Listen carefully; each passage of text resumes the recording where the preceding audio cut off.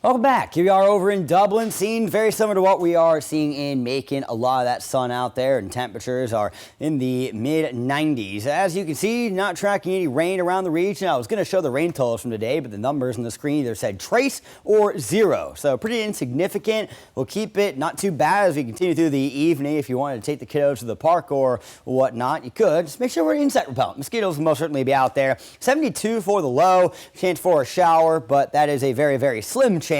Scattered clouds and wind out of the west-southwest at around 5 miles per hour. So I do think we'll be seeing a lot of low 70s tonight. We got down to 71 in Macon this morning. I don't see us changing that much. So most of these 75, 76s, yeah, no. 71, 72s, that's where we're going to see a lot of those lows. As we continue forward, we do begin to see the possibility for a couple of showers or storms. We roll into your Friday morning. Our rain chances will most certainly be best in the eastern counties. Right now, the fringe edge of those are including a level 1 threat for severe weather tomorrow. A couple of strong wind gusts possible. If you're on the very fringe edges, a lot of that will probably be more over to the east, say in South Carolina. But yeah, a couple of isolated storms can't be ruled out in the afternoon or evening. Partly cloudy tomorrow night. And then we get into our Saturday and we will start to see those rain chances ramp up a little bit more. I've got us at 50%. It is going to be a cooler day. It is going to be a cloudier day. So if you've got things to do on Saturday, you might want to make sure to have that rain gear ready to go.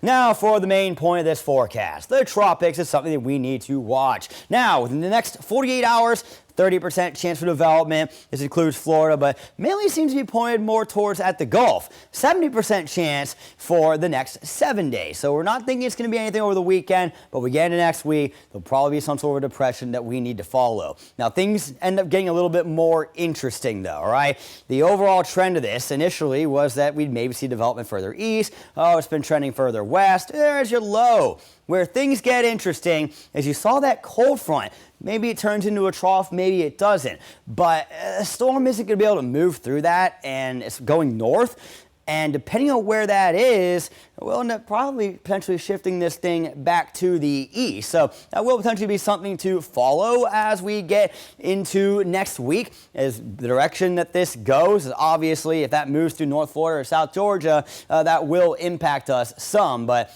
as far as this goes right now, we just kind of see it floating with the coast of Florida there, kind of like near the Pensacola area or whatnot. But with this trough/cold front lurking, that would steer it to the east as it wouldn't end up going west with that front there in the way. So 96 for tomorrow's high. Real feels will be pushing towards 110, expecting a partly sunny day. And as I had mentioned, those fringe edges might have a slightly higher chance for those storms. Your extended forecast is coming up in 10 seconds.